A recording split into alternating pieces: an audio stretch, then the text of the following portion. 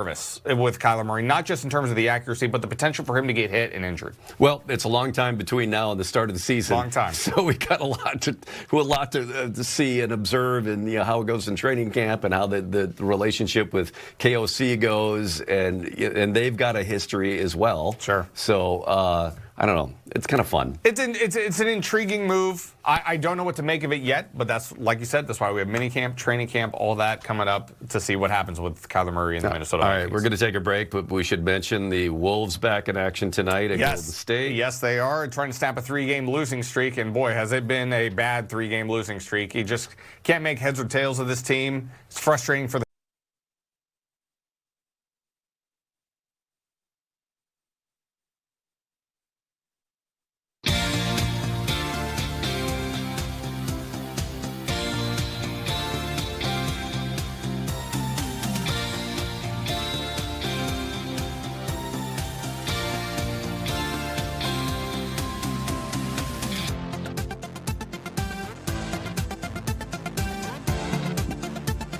Hello there. It is Friday, March 13th, and this is the afternoon shift. I'm Anita LeBrun. Thank you all so much for joining us today on this Friday. It looks beautiful outside, very windy this morning, and obviously some major winter weather coming into the state of Minnesota tomorrow night as we go into Sunday. But first, we have a packed show for you all today. Plenty of news headlines, plenty of in-studio guests, plenty of Zoom guests as well. But my first guest I want to bring into the show is our executive producer, Paul Milgate. Paul, what's going on? How are you? I'm good. How are you? I'm good. It feels like a Friday. It does feel like a Friday. We're ready. And I want to say happy National Loons Day. Happy National Loon Day to you. Yes. Wore my loon sweater that my mum bought me for Christmas, for my birthday last year. Yes. Today is the 65th anniversary of the Minnesota Legislature choosing the common loon as the state bird. And I think, don't quote me here, I think that this is the 13th National Loon Day?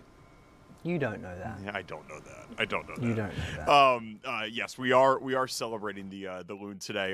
The 13th National Loon Day on this Friday, March 13th. Friday the 13th. Be careful, y'all. Don't step on any sidewalk cracks or anything like that. Some unluck maybe for people out there, but we are very lucky in here to have a great show lined up for you all today. Let's go through what we're going to do. Right after this segment at 3:10, we're going to welcome in Fox 9 investigative producer and reporter, Paul Bloom. He's got his latest report on Operation Metro Surge. Many of you all at home probably think, oh, this is over. The ICE agents have largely left. Well, there's still ICE agents here in Minnesota, and this is still a battle that's being fought inside the courtrooms. Paul Bloom has been in the courthouses all throughout the last couple of weeks, and he's got some reporting to share, so we're excited to bring him in.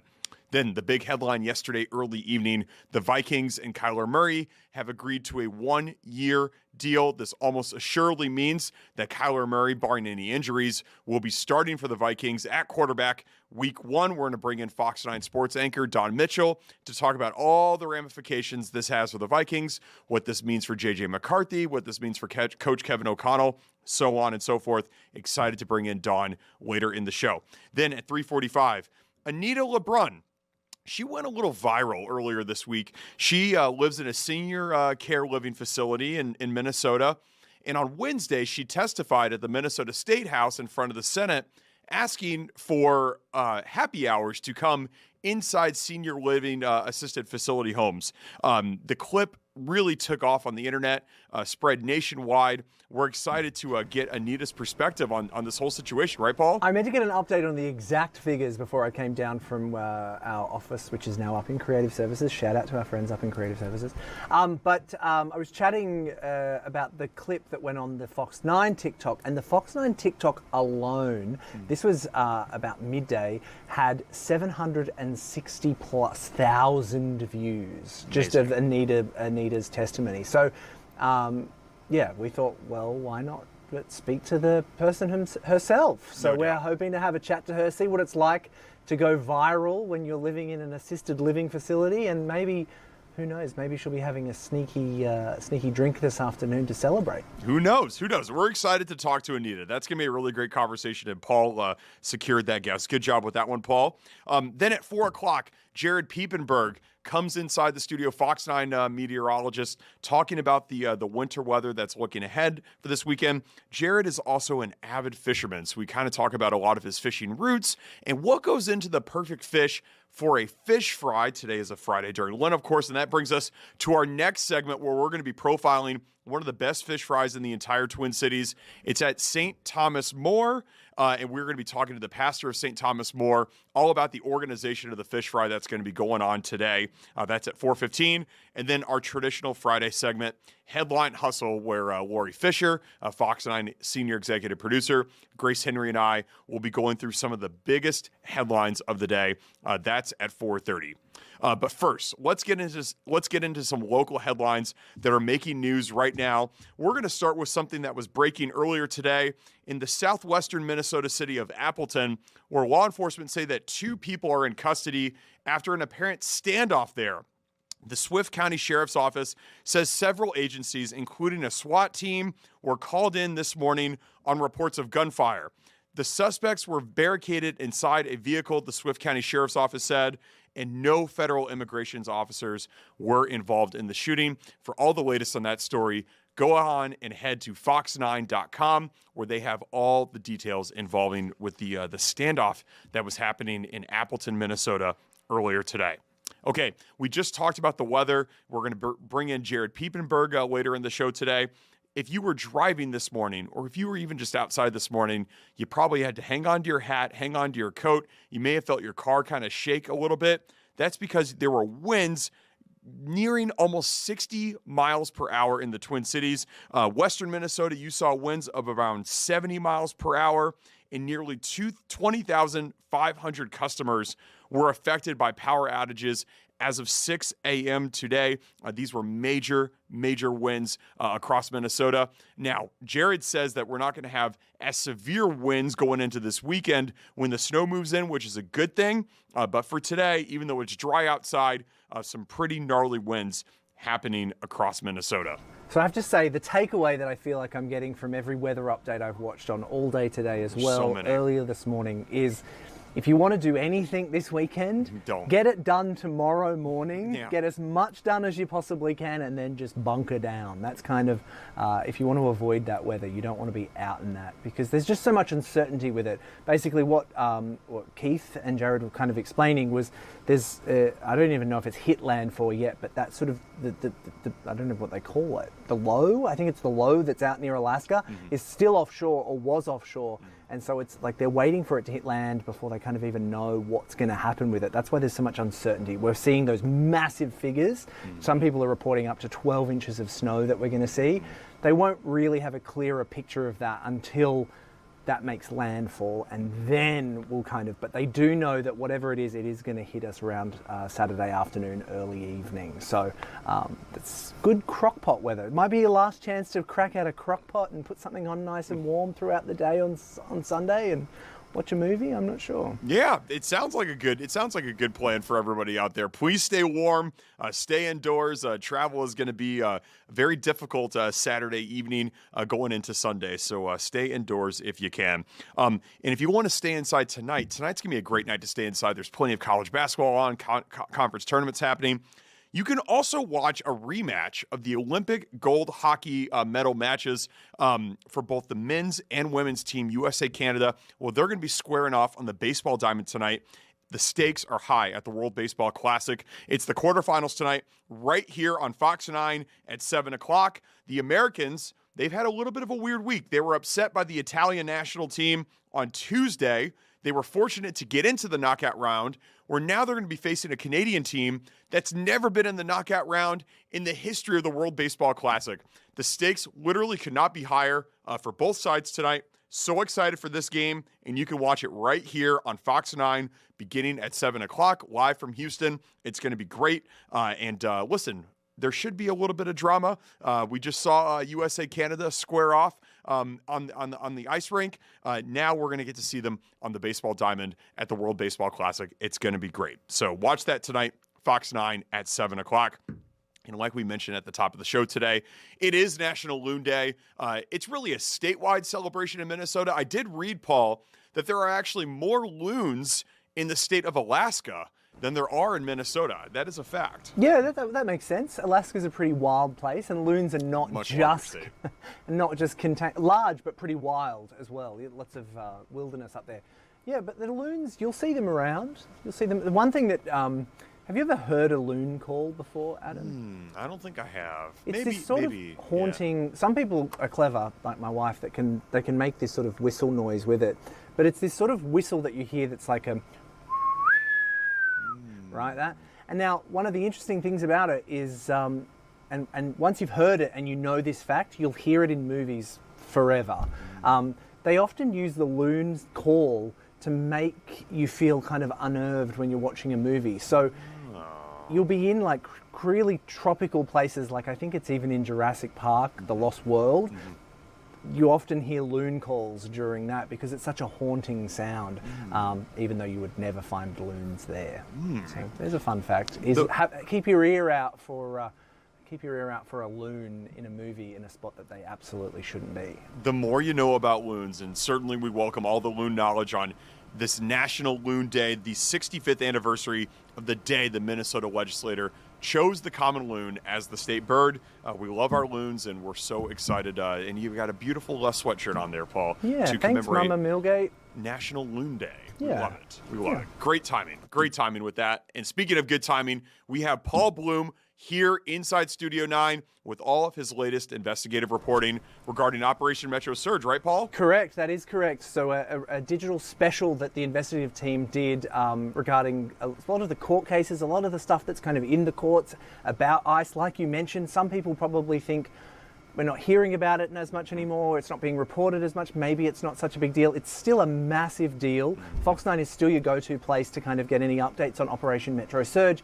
And the investigative team have worked really hard to pull together, and I'll let Paul explain it because he's the one that's completely across it, but kind of what's been going down in the courts since it's even begun and what's continuing to happen in the courts. And before we walked in, literally a minute before we went on air, Paul actually has another update on his story that he was reporting on last night, something that he filed last night. So when we come back from the break, we're going to have a bonus headline for the show. Love it. And I don't think it's been anywhere else on air today. I can't vouch for that because who knows what's happened in the last 11 minutes. But Paul's pretty keen to get the word out there of what he filed, the story he filed on last night and the update about that. Perfect. Without further ado, we got Paul Bloom in the house, so we're going to go to commercial break, and when we come back, Paul will be sitting right next to me here talking about all of his latest investigative reporting as it pertains to Operation Metro Surge. Don't go anywhere. The afternoon shift continues right after this.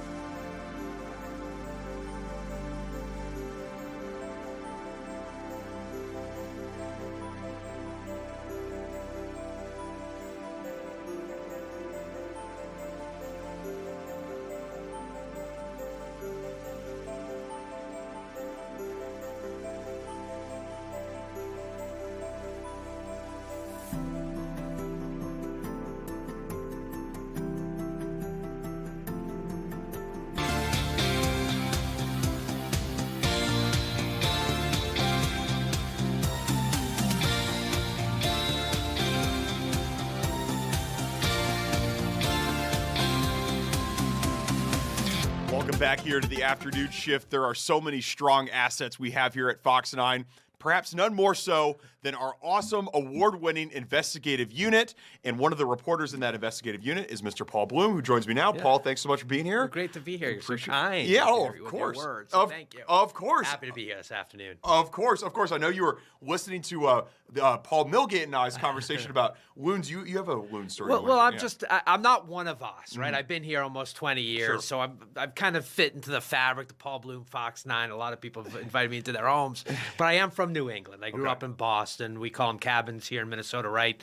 But summer house, so we call them summer houses back in New England. So I grew up in the suburbs of Boston. We had a little summer house up in New Hampshire where the loon is a protected bird, I guess, or duck. I don't know the exact verbiage, but it just brought childhood memories back, just standing to your side, because to me, obviously they're precious in Minnesota. What is it? Did you say it's National Loon Day today? Today is National Loon Day. I thought That's of the soccer team, of course, the Loons. But then I just kind of flashed back to like anchoring the boat with my parents and siblings and watching, there were certain islands that were protected on the lake we were on and stuff, and how important the loons were up in New Hampshire and New England. And then to come to Minnesota, obviously they're revered here as well, but it just kind of brought back some childhood memories. Get me out of the federal court system and all the drama there for a few minutes of zen, if you will, thinking about my childhood on Lake Wentworth in central New Hampshire. We love to hear about that. And I want to jump in actually with one thing here, just as a fun fact for people at home. Did you know that the loon is actually more closely related to the penguin than it is to the duck? Wow. I did not have that on my loon bingo card. The more penguin than duck. Yeah. How about interesting. That we're all celebrating loons here on National Loon Day. And you said a moment of zen to get you out of the courthouses. You've been in so many courthouses over the last several weeks. I know that there's kind of a breaking story that you wanted to share about Judge Jeffrey Bryant. What's this? Yeah, Judge Jeffrey Bryant. Yeah. Thanks for bringing that up. It was a story I broke last night on Fox 9 on our sort of television platforms. Also have a digital story about it. But Judge Jeffrey Bryant, he's had a little bit of a frosty relationship, one of the many judges in the U.S. District Court here in Minnesota, frosty relationship with the U.S. Attorney Daniel Rosen. Judge had ordered Daniel Rosen personally to come into his courtroom and stand basically defend his office himself, ICE, against the threat of contempt of court because of violated court orders. There was a frosty court battle between the two that I was in. And then yesterday, in a surprise move in a very specific habeas case, so those are the habeas cases are those cases that are filed by individual immigrants who are arrested, and they're asking judges on constitutional grounds to release them, that they're saying their arrests were unconstitutional. So this was one individual immigrant's habeas case, but U.S. Attorney Rosen was asking that Judge Bryan recuse himself because of potential questions surrounding impartiality involving who the judge is married to. The judge is married to a top state lawyer, the state solicitor general. So she has litigation against the Trump administration.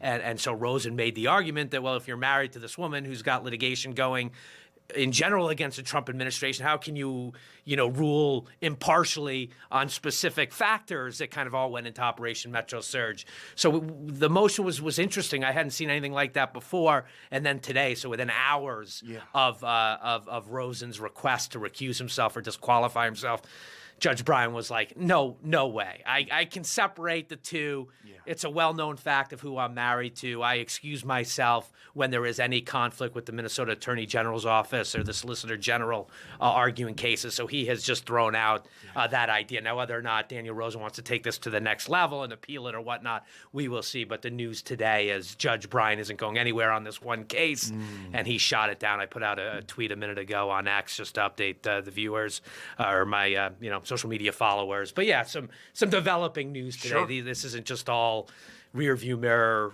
or forward facing. These cases and these decisions are happening each and every day as the fallout from the surge continues. Yeah, and let's talk about the fallout from the surge. I think there's so many people at home, Paul, that think that most of the agents left after Tom Homan got here, and it's kind of a done deal. It's not a done deal in the streets, and it's definitely not a done deal in the courthouses.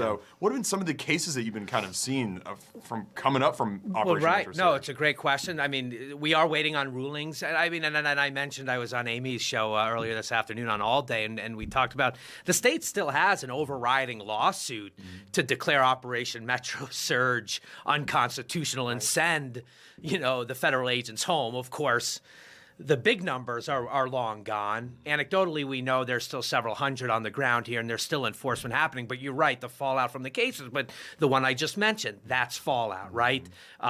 The cases.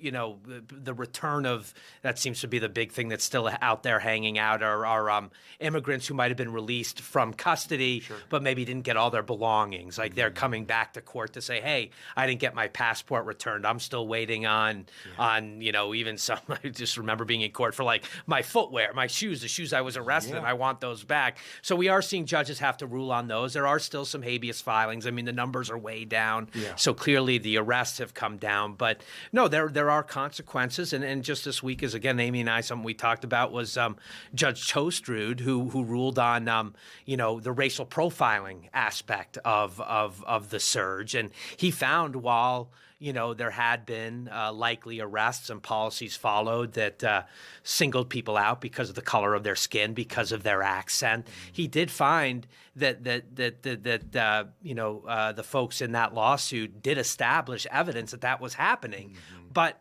it was kind of too late. Like the federal agents have left. There's no guarantee that there's a high likelihood that this would occur again. So he didn't take action. But we're seeing those court rulings. And I think one of the things we wanted to talk about today is this project we have undertaken that's on our digital platforms about the judicial orders. For sure. I just had one follow-up question. Well, sorry. It just, there's people at home probably don't know, what exactly is habeas filing? What does that mean, well, habeas filing? Habeas corpus, it actually means a human body, if you will. And it is I call it a lawsuit, if you will, but it is filed by an individual challenging who has custody of them, of that human being. So if I'm arrested, I mean, you could, if you were stuck in prison, like long beyond your prison sentence, you would file a habeas petition. But in immigration, it's become such part of our vernacular. So sometimes I do forget that not everybody is aware of it. But it is filed by individual immigrants through their attorneys who say, I've been arrested unconstitutionally. I've been arrested illegally. And what happens is, these cases, immigration, deportation, that's in one silo of immigration court. It's run by a sort of a separate entity of the government. Sure. But they bring these habeas cases in front of U.S. district court judges, so the federal constitutional court system, different from the rules of immigration, customs enforcement, that type of thing. So they get these federal judges, and overwhelmingly, and we've talked about more than 1,000 habeas filings, which is just like an avalanche of civil litigation. We've talked about the court violations, how frustrated the judges and the courts are getting. But so those things are still trickling through the system. But the judges overwhelmingly, I make a couple of quick points about it. One is they're typically only filed by attorneys who believe, or parties, the immigrants themselves, who have like a strong argument to make. Okay. So I'll come in here and I'm going to tell you that in the 1,000+ habeas filings, 80 to 90% are victorious. Like they get released from custody, or at the very least they go into immigration court and have to be given a bond hearing where they can argue for their release. But the reason why the winning percentage is so high is because those cases that are going to be filed in the federal courts, it costs money, are cases that the lawyers think they can win. So people always stop me like, why do you only talk about that? No doubt you're right. Like if they've made 4,000 arrests, if those numbers are accurate, and there are only 1,000 habeas filings, there are likely 3,000 or so other arrestees who are maybe have been sent home already, or in process, or still in lockup. Right. But in terms of the habeas cases that really fit into these certain categories where, people who've been here a long time, people who don't have criminal records, people who have already been granted like work permits, or who are on a track for asylum, the judges overwhelmingly are sending those people home. They still have deportation cases they have to fight, but those are being fought in immigration court. The judges are saying you can't just hold these people in perpetuity until, some of these cases can take years to adjudicate, and like if you have an asylum claim, it's incredible how backed up the immigration system is. So anyway, the habeas case, the habeas filing is just one route for somebody to get out from custody, and it just becomes it's overwhelmed court systems, not just Minnesota's. I mean, it's all over the country that's the tack that's being taken with these mass arrests and underneath the Trump, deportation, focus or agenda, if you will. I mean, this country, this administration is focused on getting people out who they say don't belong here. Right. So now let's get into some of the new reporting that you have from all these courthouses. I know Paul made an excellent graphic earlier today about just some of the words, and if we could bring that. Caveat, I did not make the graphic. I stole the graphic from the story because it was such a great one. And Perfect. I thought, and I mean, I'm looking forward to, I think you can see it in there, Paul, on the other screen that we've got. But the reason was like, it jumped out to me because these are not small words. These are heavy kind of words that have been used and being used in the courthouses, correct? Yeah. From federal judges. So these are words. This was, and by the way, let's give credit where credit is due. This word cloud came through like a team idea at the Fox 9 investigators, and my photographer editor is a guy by the name of Vanshay Murdoch who did an awesome job with this. But yeah, we took a moment in time, right? I've been tracking this. I mean, we put together this digital project that almost goes back a full year. And if you're with, our Fox 9 coverage a year ago, we were talking about the international students who are being targeted for their visas, their issues on college campuses. So we started back there. But yeah, Paul, if you want to bring it up, I'll kind of go through the words. But these are taken directly from court rulings. We wanted to take this moment in time. Yeah. I've done each of these, like where a judge said, okay, it's a dystopian nightmare. Like I've gone on TV and said, okay, we got this one ruling, here it is. Then another day later, like, oh, this judge, cited deportation quotas, and that's illegal. You can't hold somebody just to reach a deportation quota. And we just felt it was time to aggregate all those in sort of a way to visualize it on screen. And then what's really neat about the digital project is you can go in and read kind of the entirety of we didn't post all the paperwork, but you can read the quotes, you can read the case it involved, why the judge said that, kind of understand what this was about. But as I talked about the cases in the system that got there, judges are frustrated, judges are angry, judges clearly found that the government violated, the Constitution. I mean, you see eyebrow raising, chaos, what they wreaked on the court system, on the immigration system, Orwellian, craven. Like I know each and every one of these cases, but yeah, so we wanted to kind of capture, it's kind of our opening, slide, if you will, and then we kind of list each individual. We aggregated 30 cases, and we went across the country too, went to several other states that had sort of Minnesota implications and looked at them and we put them in a really nice, I think, digital presentation online. Paul, I've got a quick. Yeah. I have a question for you. Of all the courts that you've covered across the years, I mean, for them to use such emotive language, is that common, or is this really? It's so emotive and it's really obviously struck a chord with these judges. No, it has, Paul. Great question. This is not verbiage you see, in your run-of-your-mill cases. It's just not. I mean, I to be honest, before I came to cover this, I mean, I'm much more in state court, like a straight crime, like a murder. Maybe a judge has to issue a response to an appeal, but no, the verbiage you could tell. You could. I remember each and every time, like you could sense the frustration because judges don't speak publicly. Now I'll ask every once in a while. Yesterday when they questioned, the U.S. attorney questioned the potential impartiality of a judge, I did ask the court thinking maybe he'd want to say something publicly. Judges rarely speak out publicly. You have to kind of sense their opinion or what they're thinking, either there in court if it's orally argued, but more times and than not now, it's their rulings. It's where you see kind of how they feel about it. They lay out why they feel this way, and we just wanted to go back and we just thought the language was, I mean, I don't want to use the term colorful, but just so over the top. And then I think about the disappeared into an ice black hole. That's a family it was a mother and 2 children from Burnsville, and their loved ones couldn't find them. Like, I mean, you can argue whether or not what they're doing is right. Send all the people who aren't here legally home, that's fine. But like on a human level, I think we have to like allow mom and 2 young children with some health issues to at least like their loved ones to know where they are, where attorneys are. And that judge, voicing their frustration, used that verbiage in Orwellian. I saw Orwellian used in a couple of different court orders. So yeah. And all this reporting available right now on the Fox 9 website. No. I think on the YouTube page as well. Is that true? Yes. Yeah. So what we did is we have the digital, layout on our Fox digital platforms, fox9.com, or the app you might have on your phone. And then I did a television, version where we hit on half a dozen of the top, court orders. And that video is also you'd find on like a YouTube component too. Yeah. So and shout out to Vanshay once again for putting together that graphic. No, he's awesome. Amazing. You said you might have something coming up in this evening's Zoomcast. What good point. I'm also doing something else. Another one of these issues that continues is. So we've talked about, maybe not in here just yet, but the U.S. Attorney's Office in the state being understaffed. Okay. They've had a lot of people leave the office. Yes. Many for political reasons, like not wanting and to you kind broke of deal. You broke that story. The one of those attorneys, she said this job sucks Well, or something like that, good, right? good. Yes. Yeah, now you're. Yeah. Well, we're going to even. Yeah, no, that's a good one. Yeah, and she's now running for Congress. Yes. And Chanu, our colleague on the morning show, That's right. got an exclusive interview with her today. So if you're watching Fox 9 later today, you can hear from Julie Lay. Right. Right. That was a government attorney who was on assignment with the U.S. Attorney's Office. His job sucks. The system sucks. Yeah. Talking about the overwhelming crush of those habeas cases.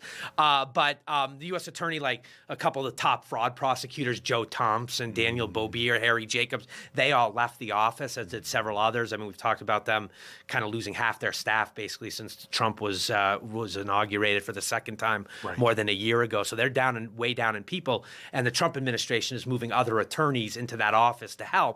And one of the departments they've tapped is the Department of Defense or Department of War, depending on what you want to call it. Right. But those JAG attorneys, those military assignments, and there's a group of almost a dozen kind of distinguished retired JAG attorneys, former attorneys who don't like military attorneys prosecuting civilian cases.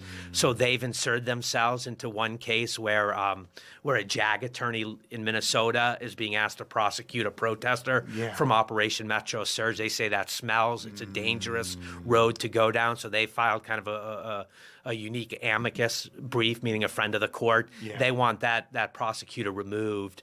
The DOJ says it's legal. They've researched it, but a judge will ultimately decide. But yeah, there are some attorneys who wore the uniform and dedicated themselves coming up to the Marine Corps, the Army, JAG attorneys. Right. You think of a few good men, but you're kind of taking those people out of their military world and bring them into civilian court.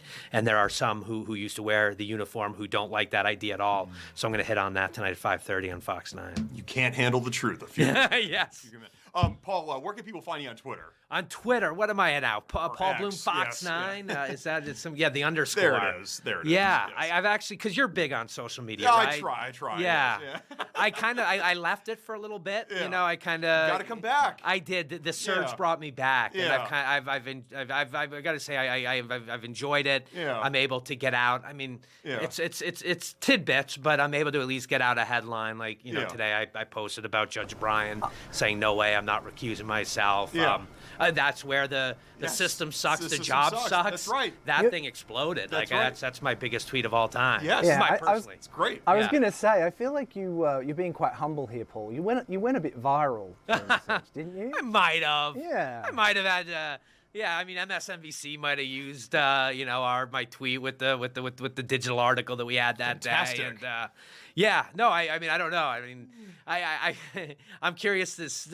I don't think it would come up with what the attorney had to say today with Chanu, but I'm just kind of wondering how she's processed her life since that moment, because you sit in court, I mean, for hours droning on and on about whatever it is. You kind of, for us in the news media, we just want the result, the final thing, or a couple of quick, you're listening for those kind of moments of quoting, that you could take to your notes, because we don't have cameras in federal court.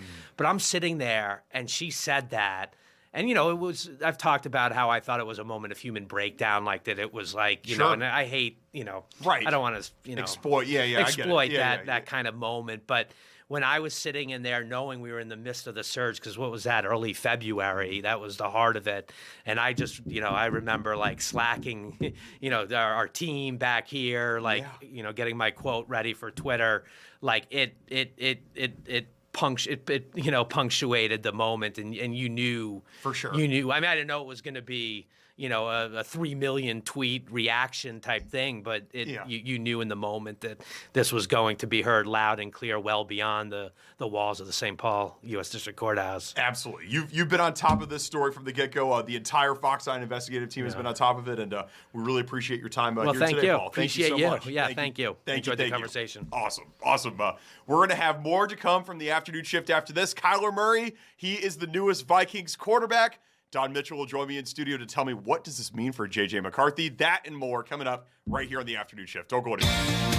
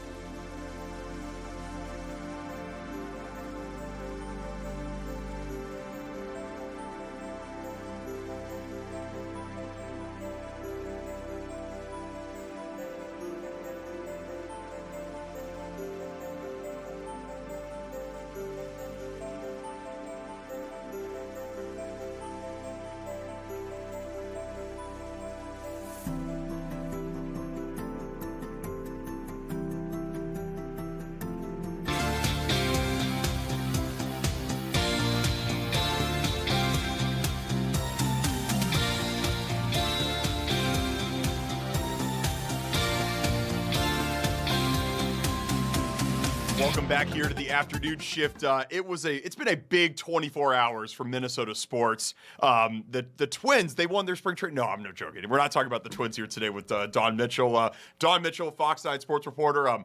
Kyler Murray, this is the newest Minnesotan. He's into the fold now, Don, right? He is in the fold. It kind of went down exactly the way that we were hearing and people that I was talking to in Arizona said. So he did fly in that night that he was released. That very night, flew in here to Minnesota. In the morning, had his physical, had meetings, left the late afternoon a Viking. Incredible. There's something mystical about TCO Performance Center. A lot of players, when they go in there, yes, they don't leave unless they're signed. Yes. So. Well, the Vikings, they must have that secret sauce or whatever with Kyler Murray there just to get him right on the dot. Yes, Paul. I was going to say, Dawn, when you were on yesterday, you said, there was all that we were speculating. He was being wooed. Are we gonna hear today? And you said, I'm probably going to get off air by about 30 seconds, and then the news is going to come in. It's about 30 minutes. You actually have an interesting story about how you actually did find out about. Oh, you want me to tell that? Are you okay to tell that one? Yeah, sure, why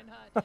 So we're in the 5 o'clock news, and we're doing the same thing. And I said, sources say that if things go down the way they're supposed to, barring any thing scary, that it would be done in 24 hours. Yeah. And I said, so watch it be at a very inconvenient time for us newsies. Usually that's a Friday dump. That's what we call it. Right. And so I left this very room from my 5 o'clock hit, and then I had to go upstairs and write some stuff for my 6. So I had a small window of time. I feel like if you watch the show The Pit, I feel like Dr. Robbie. I had 2 minutes to run to the bathroom. That's all I had.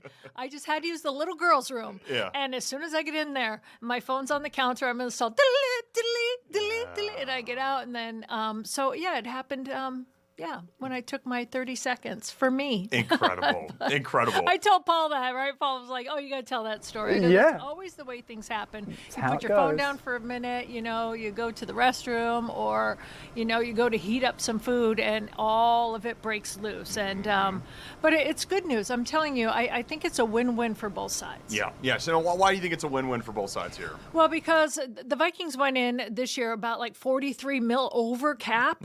So they've been restructuring deals. They've been releasing players, Javon Hargrave, Jonathan Allen. They've been, letting players go. So they had to get some cap room. So with the Cardinals picking up, 36.8 or a huge lump sum of Kyler Murray's deal, that means the Vikings got him at the veteran minimum. So they got him at like $1.3 million. And that is a gift. Pennies, yes. And you're getting a guy who's the former Offensive Player of the Year. Is a 2-time Pro Bowler. Yes, he's had injuries, but you kind of run that risk. So to get a guy that's only 28 years old, that has that kind of accolade, and who's known Kevin O'Connell since, I think, his high school days, the Elite 11 days. Yes. And Kevin stays on the pulse with players that he's kind of really interested in or admires and stuff like that. So you have that history. How can you get that? I mean, I like to say, how can you get that for $1.3 million? You can't. Yeah. But in the world of the NFL, you can't. Yes. Yeah. So now the big question here is what does this mean for J.J. McCarthy, do you think? Well, so what J.J. McCarthy is going to show up to camp, right? To the mini camps, to all that. And, we have seen him in the past when he has been, his back's against the wall, when he's been pressured, 9 shows up. 9, yeah. So maybe, he knew that they're going to bring someone in. They're very transparent with him. He knew that they're going to bring someone in as competition for him. So this is not a shock. This is not like, Kirk Cousins going to Atlanta and then they draft someone. You know what I mean? Sure. They knew. He just didn't know who. Yeah. So I think they pull off this gift. They get a guy that grew up a Vikings fan, loves it, wants to come here. And you also get Kevin O'Connell, who's been known to resurrect careers. Yeah. But so with JJ, how is he going to flourish or crumble? Yeah. Or are the Vikings going to say, listen, we can trade him and get more for him than a backup? Yeah. Or let's see these two duke it out because they both have been injury prone. Right. Let's see them draw the best out of them. So I think it's a win-win situation for them. And I think JJ, he knows what time it is. Yeah. And he'll find out. But would you say, barring any injuries to Kyler Murray, I mean, it's going to be an up-road hill for JJ to be the starting quarterback in Week 1, right? I mean, that's a fair but also statement. anything can happen, right? Anything can happen. Yeah. Anything can happen. So you just never know. How quickly can he adjust? This is a different system. Yeah. How quickly can Kyler Murray adjust to that system? It's a different skill set. It's more precision, timing-based offense than he's used to. But also, again, that's when the history comes into play. I've heard great things about Kyler's IQ and picking things up. So it'll be interesting. It'll be good. And if both stay healthy, who knows? I mean, this could also resurrect J.J. McCarthy's career too, you know, if he goes somewhere else or so I think for the money that they're paying and the competition they're looking for, so what was it going to be? Bring Kirk Cousins back, right? And all the fan base would have been like, oh, retreads of, former people coming back. Yeah. And I love Kirk and Kirk is knowledgeable and knows this system. I'm not dissing him, but I think if Kyler Murray does well, they could have a quarterback of the future. He's only 28. 28 years old. Yeah. And you said he grew up a Vikings fan. He's been a fan since he was 7. I want to break down a quote he said. He said he cried real tears when Brett Favre threw a fourth-quarter interception in 2009. Listen, I immediately, my brain wasn't going there, and there are high school Minnesota Vikings fans out there that weren't alive in 2009. So can you tell a bit, what was this moment that really shook Kyler Murray to the point where he would bring it up during a press conference yesterday. Well, if you're a real Vikings fan, you know that moment, right? They're shook by Bountygate. They're shook by how Brett was banged up, but also the interceptions. Let's not forget Adrian Peterson fumbled a lot of footballs in that game as well. I think maybe 3. So there's a lot going on. I mean, I was covering that game. I was at that game, and like I said on TV the other day, when I was in the locker room, and usually we're in 10 minutes, right? But we waited at least a half hour, 45 minutes to get in there, which is fine. You get in there, usually, it's a buzz, the locker room is, and I don't mean happy, but if they lost, people would be milling around, getting dressed. Not one person. No. They're all still in their uniforms, like helmets, everything, padding, in their uniforms, sitting at their respective lockers and crying. Oh. The kind where like, they were all, like Brett was, I still remember Brett was here, we had Ben Lieber there. And then down in say what you will, but down, Percy Harvin was the first person to make eye contact with me. And he looked and I just looked and I just said, I just kind of like, sorry. And he kind of went, and then he looked at me and went,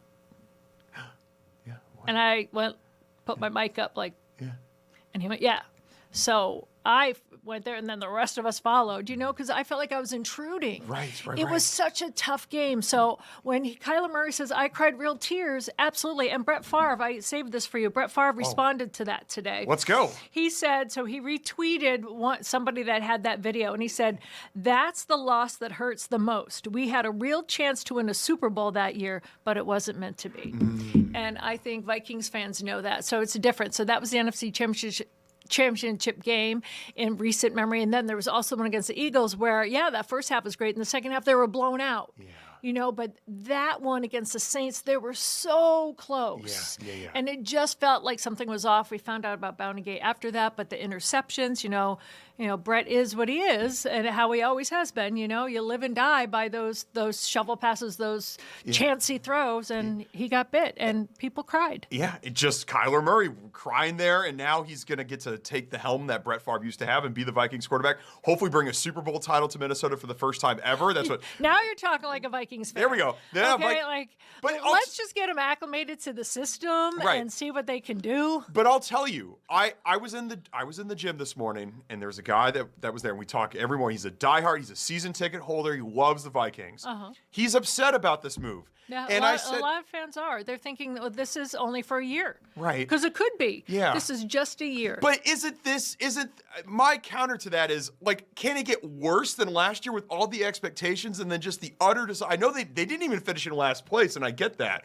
But, my gosh, you can't just run back J.J. McCarthy and just hope that it goes away. And I also think people like to they feel with their heart, right? And this is also a business. If you really look at the numbers, and you need to bring someone in to be a quarterback, and you look at their cap, like we had already talked about, the reality sets in pretty quick. Yeah. It's like, hey, we would all love to go out for filet mignon dinners every night, but when you look at your bank account some days, right, you're like, what is the special at McDonald's, right? I mean, sometimes you got to do what you can do. And that's why I say this is a gift for the Vikings to get someone young of this caliber. If he can get back to how he was, will they have to adjust the offense a little bit? Yeah, they'll have to adjust it. It's a different system. It's a different style. But the potential upside of what a healthy Kyler Murray can bring is incredible for that price point, right? Because the Vikings don't have that kind of money to spend this year. Right. 2027 might be a different story. I'll ask you the question. Can the Vikings win a Super Bowl with Kyler Murray as their starting quarterback? Well, I always say anything is possible. Sure. Anything is possible. That if Sam Darnold stayed last year, they could have won it as well. Sure, but, absolutely. There's so many factors that go into it, and this is where I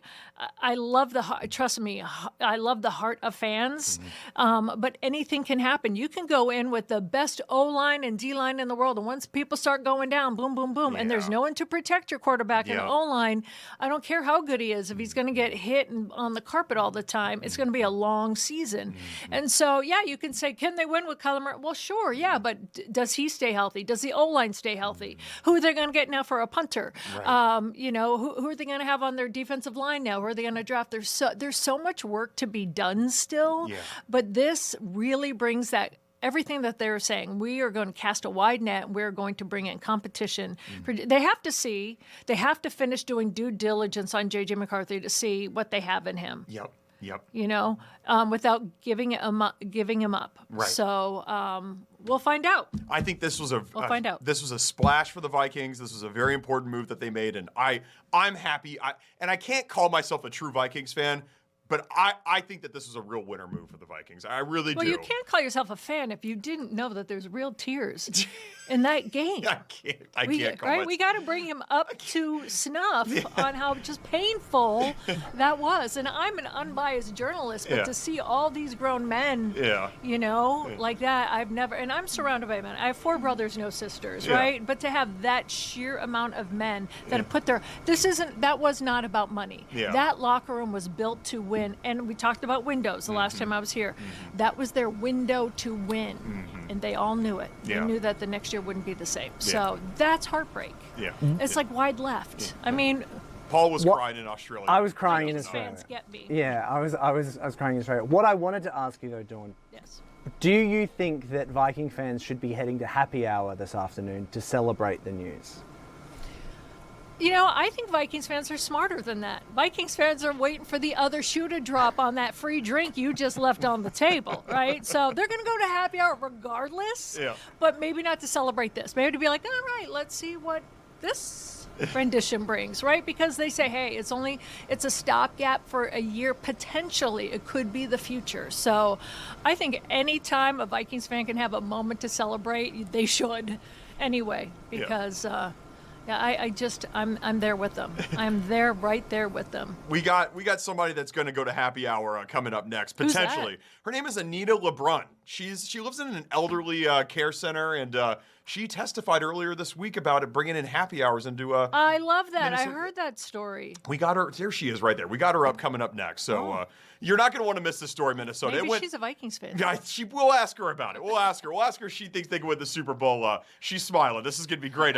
She's gone completely viral across Minnesota and the whole United States of America. Anita LeBrun coming up next, talking about happy hours in senior living care facilities. Do us a solid, because I want that one. I'm ready. Perfect. That's coming up next.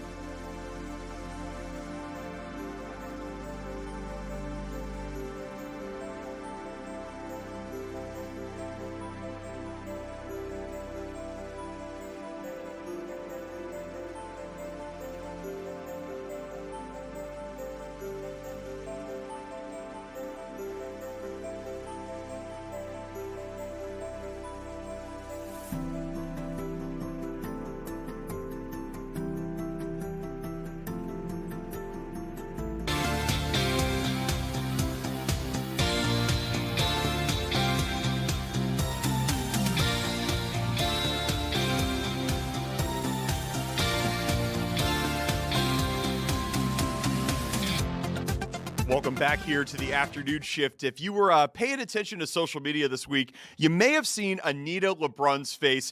She is a Minnesota senior living resident, and she went viral because she was testifying at the Minnesota State House about bringing in happy hours and liquor licenses into elderly center care facilities. The bill received bipartisan dialogue during the hearing, and it's set for a vote potentially next week. We're so excited to have on the line Miss Anita LeBrun and the executive director of AmeriChoice Champlain, Abby Dahl. Abby, Miss Anita, welcome to the afternoon shift. How are the both of you all? Good. Thank you for having us. Thank you so much for joining. Anita, we just had on Don Mitchell. I saw you smiling when we were talking about the Vikings. Maybe this is what you need. You need a happy hour inside the home, and maybe the Vikings will bring home the first ever Super Bowl. You'll be able to see it. Wouldn't that be great? It would be great. It would be great. Anita, let's talk about your testimony this week. Why was this issue so important enough for you to go all the way to St. Paul to actually testify in front of lawmakers about it? Well, I wasn't only speaking for myself, but for all the residents here. I know how much they enjoy happy hour, Thursdays and Fridays. And so, with a little wine, it would really make it even better, Yes. It's a great time for everybody. We all look forward to it. Yeah. It seems like a lot of great people here. Yeah. It seems like a real community building atmosphere this weekend. I just got to ask: are you aware of your internet fame? Because this tweet it went people all across the country are talking about you. Yeah, my kids and grandkids are telling me a lot of the things, people that have saw me, and Yeah, we've been talking about how she's a local celebrity. We're going to have to get her security detail here. That's amazing. I'm going to be asking for her autograph. It's amazing. Abby, maybe you could explain this. What is the difference of what you all have right now at AmeriChoice? Do you because you do currently have happy hour? So are you just trying to get this more widespread, or do you want to see something change specifically within AmeriChoice as well? Yeah, we would like for all assisted living and senior living communities throughout Minnesota to be able to provide the wine and beer for these happy hours. Right now, with the current legislation, we aren't able to be the providers and the people who are pouring the drinks for the residents. So we would like to see that changed and be able to just really encourage that sense of community. Yeah. And I'm sure, again, I know there's a lot of naysayers that are saying, it might lead to something, bad or whatever. I guess Anita, what would your response be to those that might be opposed to this? Well, I don't know why they would be opposed, because if they were in our shoes, they wouldn't be able to have their drinks on Friday night or whenever, their get-togethers. So. Yeah. This is just incredible, like I said, and the fact that you actually, were at the State House testifying in front of this. I know Senator John Hoffman is the one that is really sponsoring this bill and kind of putting it forward. What's been your dialogue like with various lawmakers in Minnesota? Well, if you're okay, I'll Sure. with this. So we've been kind of talking with Senator Hoffman over the past probably year or so on different topics, because he is a local senator for us. And when this became, a topic for us here at AmeriChoice Champlain, he was kind of a natural advocate for us because of that relationship we've built with him. And with that, we also have had the support of Leading Age Minnesota, and we've just had a really great opportunity to partner with them and with Senator Hoffman to potentially impact change throughout the entire state. Yeah. Anita, I think my favorite thing that you said during that testimony was that you said you wanted a box of wine, not a bottle of wine, a box of wine. What is it about boxed wine that you love so much? Because I got to tell you, back in college, the boxed wine, that was for partying. That wasn't for fine dining.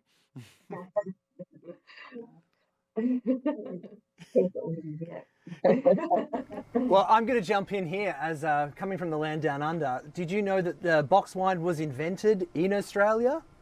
Didn't know that. I didn't know that. Did you? So there you go. You've got the land. Easier to be able to pour the drinks that way. You know, Easier to open, easier to access. Would you say that boxed wine is your favorite drink of choice? Like, is that what you're going to have tonight at the happy hour?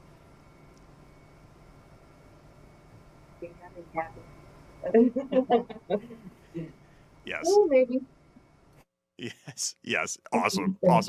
Well, listen, we're gonna continue to keep track of this and whatnot. Or do you have any plans to be back at the State House when it goes into a vote or anything like that? I guess on Tuesday. Next Tuesday, we're scheduled to go back to the Capitol and provide testimony again. Awesome. So Anita has graciously agreed to come with and to bring this show on the road once more. That's awesome. What an opportunity, and what a kind of a lifetime highlight of yours to have all of this and to be able to do this. Really hope you all enjoy your happy hour tonight, and we're looking forward to keeping progress of the story. If it airs during our window, we're going to be sure to bring it to you on Tuesday. And by the way, do you think that there's any sort of symmetry or congruence between this going through on Tuesday obviously being St. Patrick's Day, a day that people like to indulge in a beer or two? Do you think there's any symmetry between the two? I don't know. What do you think? I mean, it could be our lucky day. You never know. It could be your lucky day. Maybe you'll even get a pint of Guinness, Anita, on Tuesday. That would be a nice thing. That would be great. That would be great. Awesome. You never know. Awesome. Anita LeBrun, Abby Dahl, really do appreciate your time. Thank you so much for sharing all of your insights about this story with us. And believe me, if you're testifying on Tuesday, we will cover it in some capacity. So we're looking forward to seeing you right back here on the afternoon shift on Tuesday. Thank you. Thank you. Awesome. Thank you so much. That's great. And if you haven't seen that story, all you got to do is just search on your favorite social media platform, Minnesota Senior Living Happy Hour. It's going to come up. It's fantastic video. Go look at it when you can. All right. Coming up next, Jared Piepenberg. He's going to make his afternoon shift debut. He's a Fox 9 meteorologist. You probably heard by now there is a pretty significant winter storm that could be hitting the Twin Cities and beyond beginning Saturday into Sunday. Jared's going to talk about that and all his love for fishing on this Friday, Fish Fry Friday here in Minnesota. We got Jared Piepenberg coming up right after this. Don't go anywhere.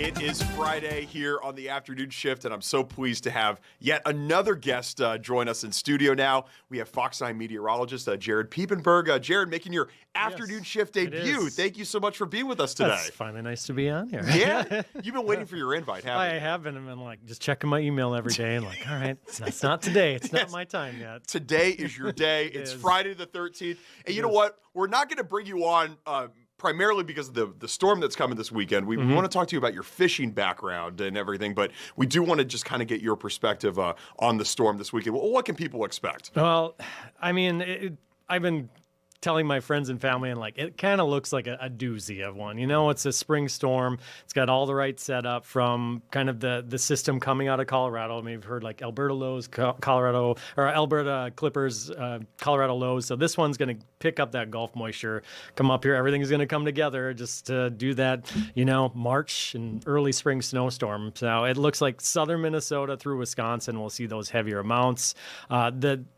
The wave of energy in the upper atmosphere that's heading our direction that's really going to influence this is like still off the coastline of like Alaska. So we still need that to come on shore to get better data. So that's why we've been like just watching this. We can see something's coming here. Like who's going to get the big snow, right? That's always the big question. How much are we going to get? Just walking around the building today. That's like everyone's question. Like how much are we going to get, Jared? So that is a really good question. But I really think we're going to have really big impacts just from the heavy like spring type snow that we can get. It can be very wet. And then it's also going to come with some really big winds as well. So on the backside of that. So the time frame looks to be Saturday evening that the snow will start. So most of Saturday, if you're like, I got to go get the milk and bread. Sure.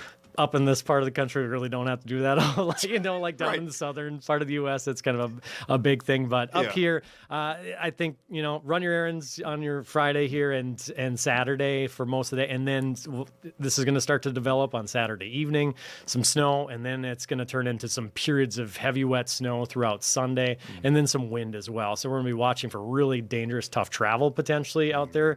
I know some people even come up to me like, hey, I have this flight on Sunday morning. And they're like, I'm not worried about if I get there and it's canceled. I'm just worried about getting to the airport, you know, because travel is going to be really tough in some places. So we might have some high snowfall rates for, you know, 2-inch, maybe 2-inch plus an hour. Not guaranteed the Twin Cities, but parts of Minnesota, Wisconsin could see that. So this could be a pretty intense storm. So it's going to be tough travel and dangerous conditions out there with the snow. And I mean, there'll be places in southern Minnesota and Wisconsin that see upwards of 8 to 12 inches of snow. Now, who gets that right now? That's still up for grabs. But, I mean, I would just plan on, if you can, Sunday is kind of your hangout day and let this unfold, hopefully. And then as we get back to work on Monday, I mean, travel may be slow, but snow will be done and kind of tapering off Sunday, late afternoon, evening hours. It looks like that time frame of that. Yeah, incredible in Minnesota. Last Sunday, we had mid-60s and sun.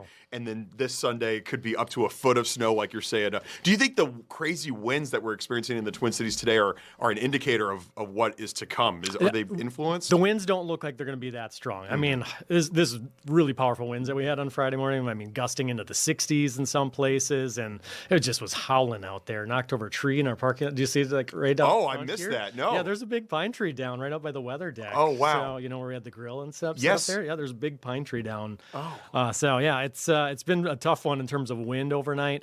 The winds don't look that strong for this, which is really good news, but we might be borderline with having blizzard conditions, whiteout. So those open countryside areas, you don't really notice it as much in city limits of whether it's a small town or driving around the metro, but there might be brief whiteout. So just, you know, watch travel. If you are someone I have to travel on Sunday, like it might be really, really tough out there. Yeah.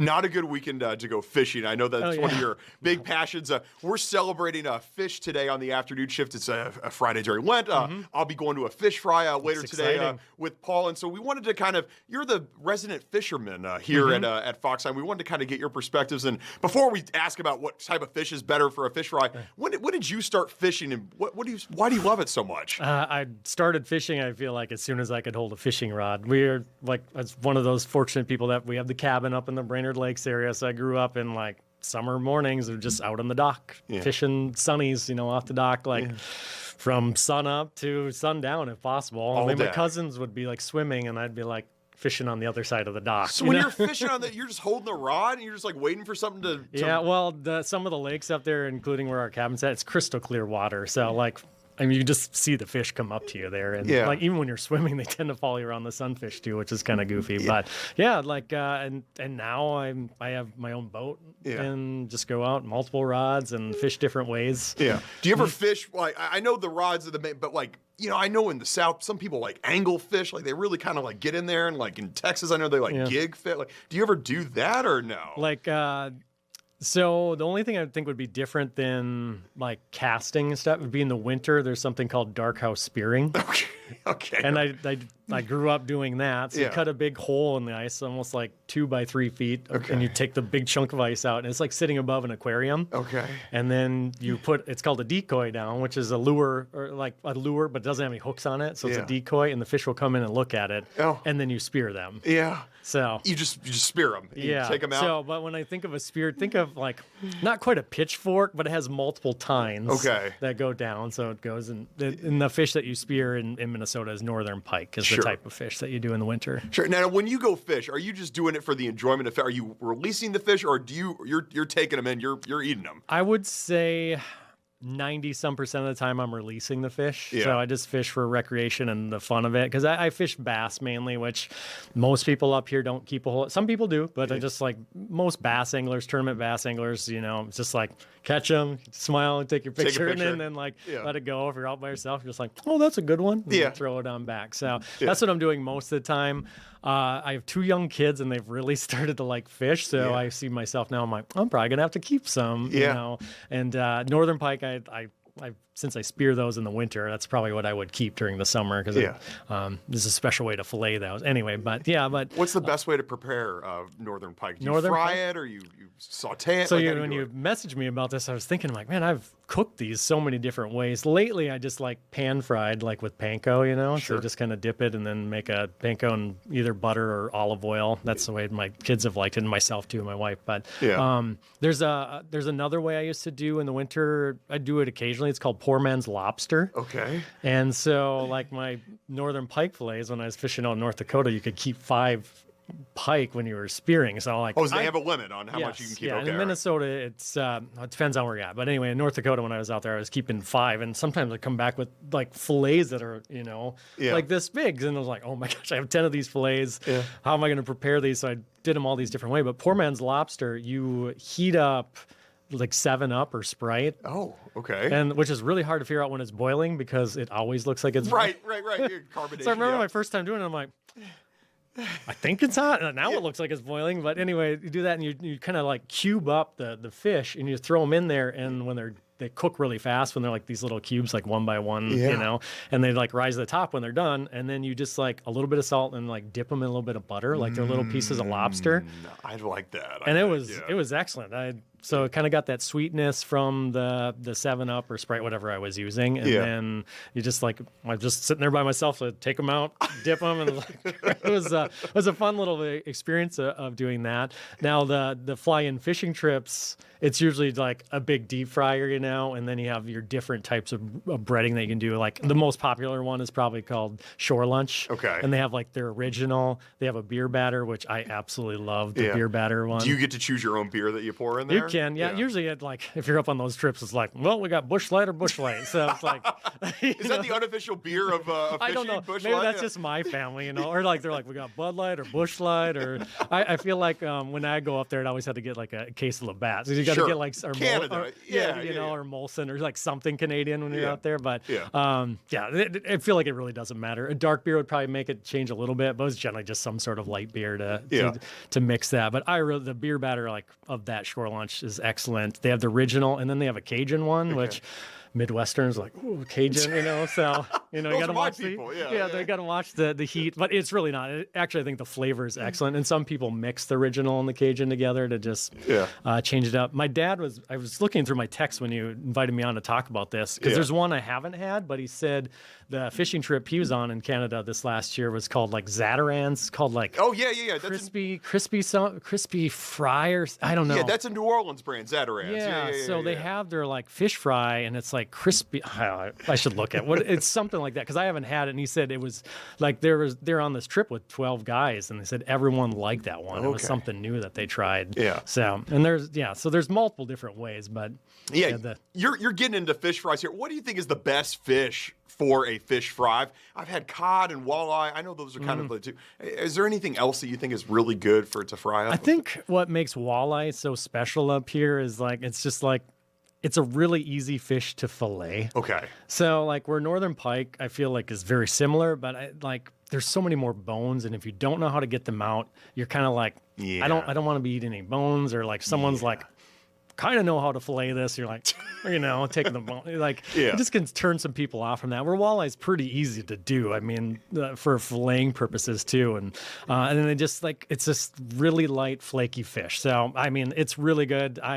In the winter, like the cold fillets, you're taking fish out of like 35-degree water. So, and if you're eating them relatively quickly, in the wintertime, northern pike and walleye I think are just like excellent. They're like, if you chop them up and you did a fish fry, I don't think anyone would be able to tell the difference. They say that I'm like, I highly doubt it between the two. But I just think walleye in general is just such a nice, easy, it's so light. It's I think that's why it would probably be a favorite. I love catfish. Yes. Have you ever had it? Yeah, of course I have. I grew up in Tennessee now, so I know cat. I speak fluent catfish. I like that. So when I lived up in Fargo, like I wish I'd have fished the Red River out there because it's really big for catfish fishing. I only did it a couple times. I never kept anything, but that's one thing I really wish I got into because, I mean, catfish, like, you can get some decent fillets and it's excellent, but I just never got into it. Yeah, yeah. Are you a big fish fry guy this time of year? You go out? I haven't done one of those in so long. It sounds like so good, though, when you get a bunch of people together and just get some fillets and whatever. I feel like you can prepare fish anyway and get a little lemon squeeze on there, and it's going to be great. Paul and I are going to do a fish fry later today after the show today. Yeah, so I'm excited. We're going to profile the great fish fry happening at St. Thomas More with one of the organizers later. But we have the real fish expert here, Jared Piepenberg, Fox Eye meteorologist, giving both weather advice and fishing advice. Jared, thank you so much. Your afternoon shift debut. We got to make this a more regular occurrence. Yes, I'd like that. So, awesome. Thank you. Thank you, Jared. Appreciate you. Thank you. More to come from the afternoon shift right after this.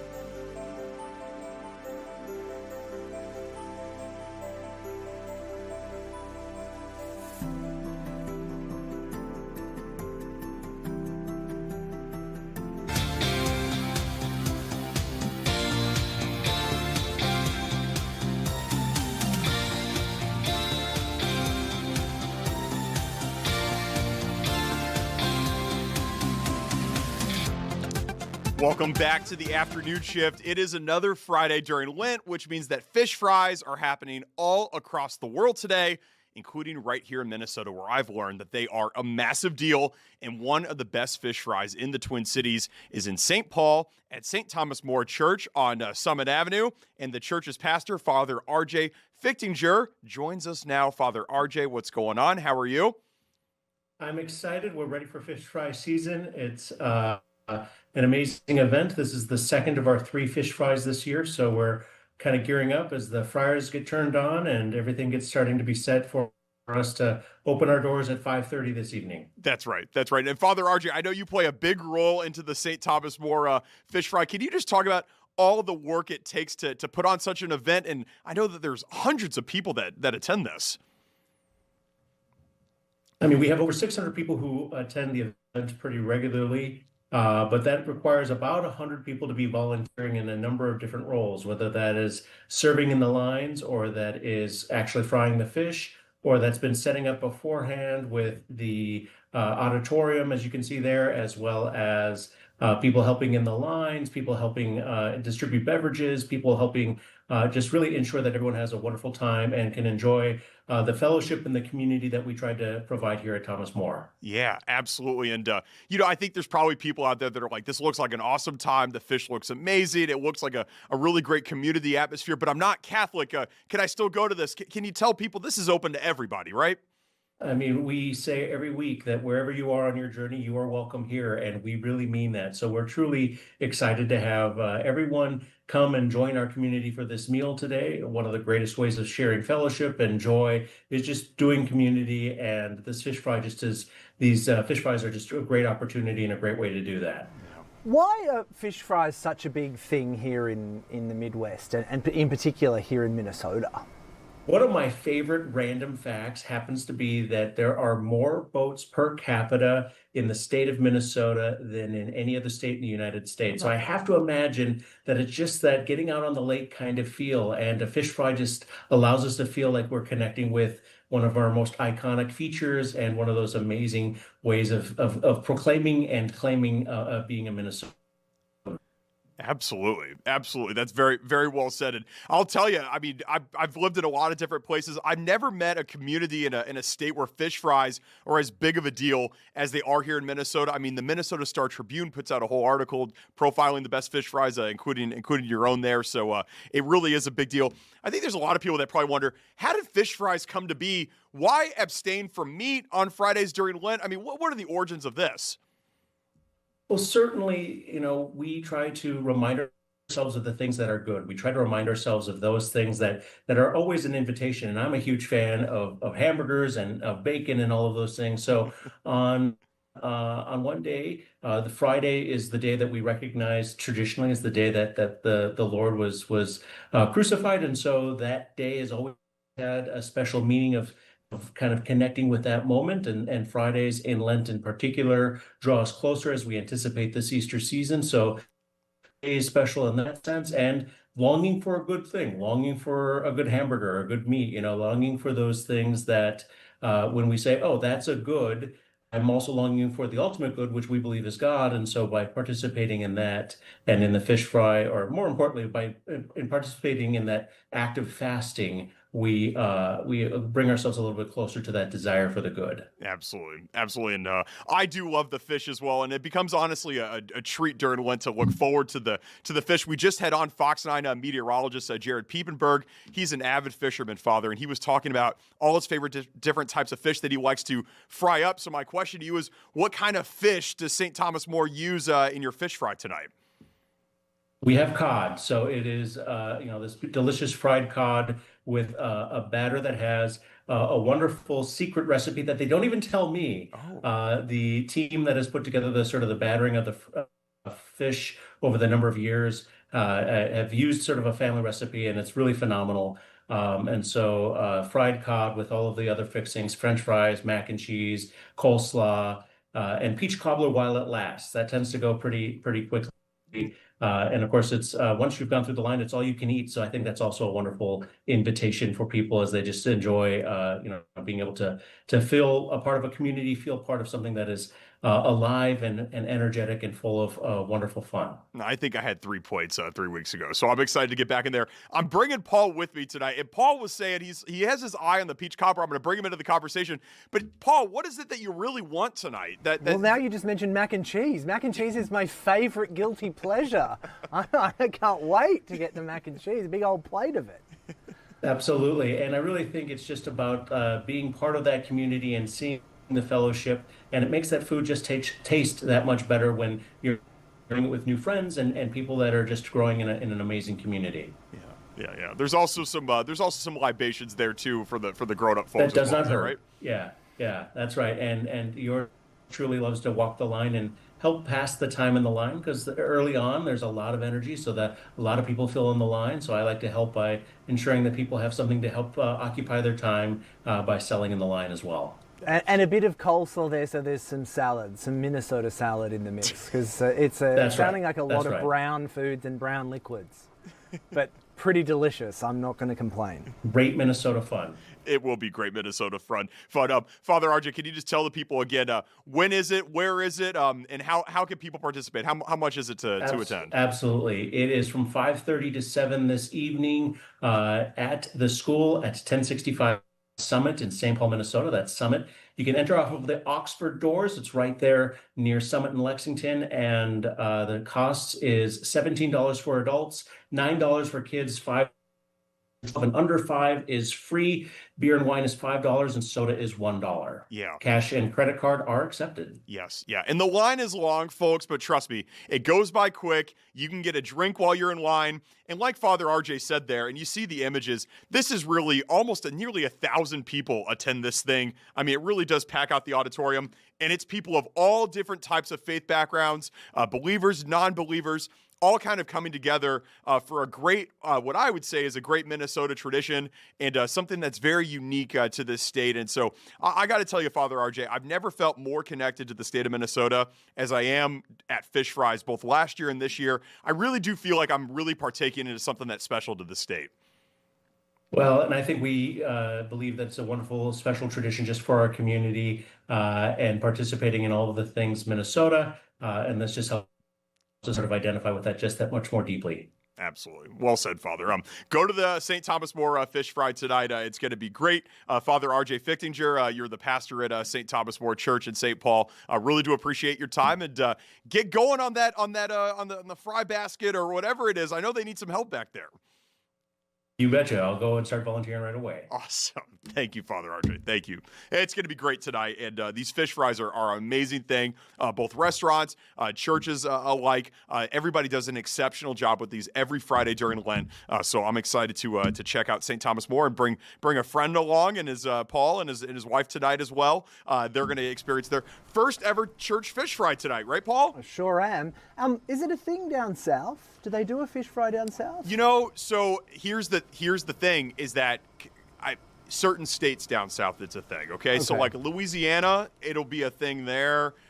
Florida, it'll be a thing there. But it really, the fish fries really do kind of have their root in the Catholicism, I would say. And Catholicism just in those, the Bible Belt states isn't as prominent, except for those, kind of exceptions. But big on the West Coast, Los Angeles, lots of fish fries happening there tonight. Not a big East Coast thing. Not big in New York or anything like that. So it just kind of depends on the region of the country that you're in. It's kind of interesting, isn't it? How it can be that same, that the faith is there, but it's the different pockets have the different culture within the community. Now, you know what is a big thing in the South, and it's not on Fridays, but this is year round on Wednesday night. Spaghetti dinners in the South in churches. That is a thing. Spaghettis on Wednesday. You couldn't even have like soccer practice on Wednesday night growing up because that was a thing. The Baptist church, the Methodist church, whatnot. They would do. There would be big Bible study meetings that would happen on Wednesday evenings, followed up by a spaghetti dinner. And exceptional food. I went with our neighbors on a couple of times, but that was a thing. So that was year round. So it is kind of interesting. Every faith background, kind of, there's different foods that are, special and unique to them, and different days of the week that are symbolic for them.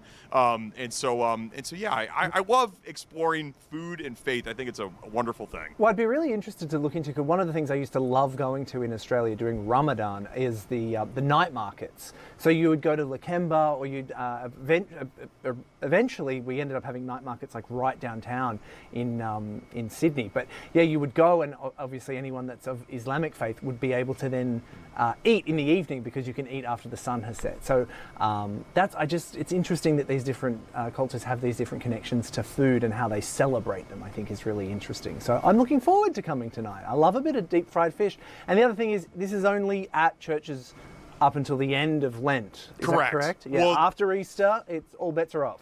Not a Good Friday thing. So it's really kind of the second to last Friday of Lent. Good Friday, it's kind of reserved as its own day, and there's a lot of more fasting that goes on Good Friday. We're well and truly on the countdown to these being over for the year. Yeah, I mean, I think we only got 2 more after this week, if my math in my head serves me correctly. I think there's only 2 more that we got going on after this week. So yes, this is a big thing. St. Thomas More happening tonight. It will also happen 2 weeks from tonight as well, on the 27th, that is. But tonight, it's definitely going down. And all of your favorite restaurants across the Twin Cities, a lot of them have their own different fish fry specials. Ob's in St. Paul has a fantastic all-you-can-eat fish fry that I enjoyed multiple times last year as well. All right, we're going to go to break. We're talking about Friday, fish fries, everything like that. Well, Fridays are a special tradition that we have here on the afternoon shift, because it means it's time for Headline Hustle. This is our 4th edition of Headline Hustle. Grace Henry, if you remember correctly, leads the leaderboard right now with 2 wins. Lori Fisher, Fox 9 senior executive producer, and I are both tied with a half point. Lauren Andrego, we got to get you back on the board, Warren Andrego. We got to get you in studio for Headline Hustle next week. You got 0 points. Only 4 people on the leaderboard. Grace looking to build up on her momentum and build her lead. It's the race for the winner at the end of the year. Who can get the most points? We'll see if Grace Henry proves to add another point to her docket today. So Headline Hustle coming up right after this. Don't go anywhere.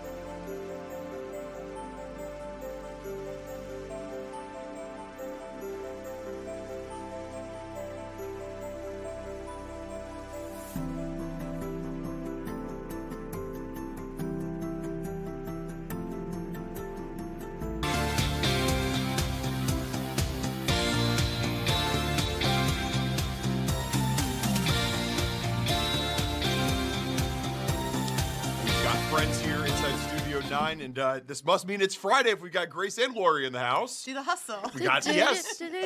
It's Headline Hustle. This is the game you dominate, Grace. I didn't win last week. I don't say I'm dominating, but I'm hoping with today will be my game. Yeah. Good, because a few minutes ago you were like, I'm not feeling it, and we're like, you got this, girl. I'll just tell myself I'm gonna win today, and then I will. So, Perfect. Sounds good. Grace with 2 career wins. Fox 9 senior executive producer Lori Fisher with the half point. I've got a half point. So lots at stake today on this Friday. This is the 3rd edition of Headline Hustle, I believe. This is week 3 of our of us doing this. because Lori wasn't able to join us 1 week. Or no, it's 4th. This is week 4.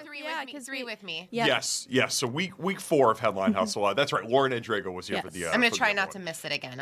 I'm here until the summertime, and then I'm vacation. Perfect. We're happy to have you, Lori. Grace, our defending champion, is back in the house, and we got Paul Milgate in the booth. Paul, hello. Maybe for our viewers that don't know Headline Hustle, you want to explain it. That don't know Headline Hustle. Who doesn't know? That's right. With the graphic and the music. I like the stinger. Yeah, we've got to have the sting. We've got to have the sting in there. Headline Hustle, it's a weekly trivia roundup. Basically, we just we have a little chat about a story that's taken place this week, and then I ask you a question specifically about it. You'll get 3 choices at ABC, multiple choice. You write it down on your whiteboard. Yeah, it's much more fun for everyone when it's multiple choice because you're not just stabbing in the dark, right? So yeah, are you ready? Do you feel like you're ready to get into it? Let's do it. Feeling confident, Laurie? Yeah, I'm great. And we also color-coded our... That's right. Your mark is color-coded. That is, oh, look at that. Not me. Well, No, except you Grace. got the left. I was left out. Yeah. Classic. Yeah, anyway, so who's ready for another edition of... Do the Headline Hustle. I love it. All right, I'm ready. Okay, let me just bring up the first question. So obviously, we all know and love Fox 9's one and only Ian Leonard, who helps raise funds for the Special Olympics every year by organising a massive group of people to get involved with the polar plunge. Let me bring up the question. Here I'll read the context first. That's the way that this works. Last weekend, Ian Leonard took part in an annual polar plunge where brave participants jump into freezing water to raise money for the Special Olympics. Each year, he organises an elaborate team costume for the Big Dip. Here is your first question. What did Ian Leonard's team dress as for this year's polar plunge? Was it A, snowmen, B, lifeguards, or C, hot dogs? Discuss. I did see the video, but I cannot remember. You remember? I feel very confident about this. I'm extremely confident. Oh, Yes, I'm not. From the Instagram post. You got to follow Ian on Instagram to get this one. So, and there were some other Fox 9 people that were also. Yeah, at it's a big team. Yes. They raised tens of thousands of dollars. They sure That's did. amazing. They sure did. Okay, yes. ready? Give me your answers in 3, 2, 1. I feel good. Oh. Hot dog. Hot dog, hot diggity Oh, dog. I'm already off to a bad start, but that's okay. And It had is hot dog. They had some ketchup and some mustard Yes. and all the things. Yes. All the I love condiments. In fact, Next we're week even I gotta elevating the production of Headline Hustle because we have an example. I can actually show you what Oh, they look were. at this. Ooh. Look at that. I love that. You know, because the water, they had to run in and run. Usually you plunge, but Yeah. because of the weather, they ran in and ran out. That's right. That's yes. worse. Yes. Yeah. Like Right. having to run into That's that. right. So this year they actually, because of the warmer weather, the ice was so thin that they couldn't safely go out on it and do the plunge. They had to do what they called a brisk run into the water. Yes. While Ian dressed as a grill master. I don't know if you saw him loaded up with his everything. So there we go. So Grace, unfortunately, not in the lead with this first question. Lori and Adam both have one. Grace looking to get on the board. With I don't know how Adam's going to fare in this next question. It's a little bit. It's forecasting to this weekend. What's the big event happening this Sunday? I don't know. Is the weather supposed to be bad? Right? We're not talking about weather, though, are we? Weather? I No, know, not I talking know. about weather. I know something on Popular Sunday. culture. Go, Laurie. What do you think? Selection Sunday. Oh. Is No, that it? it's not that. Oh, Oh, March Madness. no, but that's Selection Sunday. Wait, Yeah. it's the Players Championship final round. No, on I Sunday. feel like I'm really hoping I've got this right. I don't know. Maybe this question might have to be Maybe cut out of there's it. something else happening on Sunday besides Is it not the big Oscars on snowstorm. this weekend? What's that? The Academy Awards? Oh, that's right. Oh, right. The Yeah. Academy Award. It is Oh, Oscar yeah. Sunday. Oh, those. So- It is Oscar Sunday. Right, It you're is right. Oscar Sunday. So our question is, and I actually didn't get a chance to fact check this, so I'm hoping that I'm actually correct because I can be really uncomfortable. is I hosting? actually don't know. I don't know So either. Hollywood's biggest night is coming up, and this week the Academy officially announced who will take the stage to host the Oscars. After years of rotating comedians and controversy, who are they going with for this year's Academy Awards? All right. Discuss while I do a quick Google just to make sure that I have fact-checked this. I have to say, I wish it was Nikki Glaser. I wish it was her. She's great. But she just got the Golden Globe. That's true, but just let her do all of it. Okay. She did so good. So this is on a different network, and I'm going with B because he is an employee of the network in which the Academy Awards are on. And he's also been in the news, but I think that's a reason why he might not be at the same time. But I think the Academy is I think they would do it, and I think there's some intentionality behind it. So I'm going with Kimmel, but I don't know. I'm going with Conan. I don't know. Well, guess what? I went with Kevin Hart. Okay, Oh, we all went different ends. This is We've great. got a split. Here's the split. So yeah, it is actually one of you is correct. Oh, really? I can't Hopefully. believe it. Yeah. Let me bring it up. The correct answer is. Ah! Okay, Great. so now I'm fine. This is great. All right. I love Conan O'Brien, by the way. He is hilarious. Do you ever listen to his podcast? Oh, No, I I don't. forget what it's called, but it's so good. One of the things that a lot of people don't realize as well about Conan O'Brien, and did you know this, that he was for a very long time he was a writer on The Simpsons. Oh, Did you I know didn't that? that. And he wrote and probably contributing most famously to the Marge versus the Monorail episode, if you're familiar with it. No. Monorail. Monorail. Yeah. You know, none of you. You're all Sorry, Paul. dead to me. Sorry, Paul. We support shows on Fox, though. Okay. Well, here's something. It is. Here's something. What would you say is maybe the biggest news to come out of the House this week in the legislation? The biggest conversation in committee, and I'm going to say it's Senate committee. Senate. Wait, in Minnesota. Here in Minnesota. Like the biggest newsmaker? Biggest newsmaker. The happy hour nursing The happy hour nursing homes. Correct. The first question the question we have, our only political question for today, is this one. Let me just read you the context. So earlier this week, Senator John Hoffman introduced a bill that would allow assisted living and senior care facilities in Minnesota to host happy hours for residents. During discussion, one lawmaker jokingly asked for an invite. Which senator jokingly asked to be invited to seniors' happy hour? Here are your options. I wrote this down. Yep. Is it A, Senator Drake Hoffman, B, Senator Zach Duckworth, or C, Senator Nolan West? It's between two for me. I know this because I clipped it yesterday, so I definitely am at an advantage. I got it. Senator Nolan West, and actually, I know it's not. I know it's not C because he's a representative. So if you were putting down C, Lori, I'm sorry. That was a little trick for you. That was a little trick. I think we all have the right answer. Yes. I said B. From Lakeville Zone. Lakeville, yeah. Yes, Zach Duckworth. Yes, that was a nice moment. I also would like to be invited. No, I have been to a seniors happy hour before. Can you tell us- Margarita Monday. That inside sounds the home. delightful. Inside the home? Yeah. Is it legal or? And some have liquor license. Some do. Yeah, Oh, okay. I'm gonna say they have. Yeah. There's somebody mixing There's like margaritas and yes, there's like awesome. Margarita Monday and then Whiskey Wednesday. Oh, I love that. that's Let's fun. But I think now, you guys. only get one. Okay. That's the only complaint Yeah. by my sources. You only get one. Interesting. I don't want anyone to fall down. Right. Yeah. Speaking of falling down, great segue there. Thanks, Lori. Set me right up. How do you guys feel about heights? Don't like them. Fine. I'm okay with them. I'm fine. Always with get them. nervous when I'm on the top level of the Mall of America. Oh. I never want to look over the rail. Well, then you are definitely not going to get on board with this story. A new skyscraper project made international headlines this week with plans to surpass the current tallest building in the world, the Burj Khalifa. What I'm going to ask you is... I don't know this one. Which country is planning to build the new tallest skyscraper in the world? And now I'm telling you, I'm going to tell you something. I've been to see the Burj Khalifa. I've stood at the bottom. I've looked up. It hurts your neck to try and look to the top of it. That's how tall this thing is. So for this to be even taller is absolutely crazy. So are you going with Germany, Turkey, or Saudi Arabia? Yeah, I'm just going based on vibes here. I think mine's a vibe-based guess too. I Yeah. wonder if we have the same one. I know Yeah. what I want to say. Yeah. Reveal your answers. I'm going with C. I'm going with A because I feel like ACC. C is too obvious. Let's see, Lori trying to separate herself from the pack here. Let's see. Let's see. Oh! way to my get your gut. gut. I knew that was Yep. right. I knew it. I Yes. just wanted to be different. I knew it. I want to read you on that one. All right, so Grace and I are tied. Lori's one down. Okay, I'm going to get back. Okay, all right. I'm going to get back.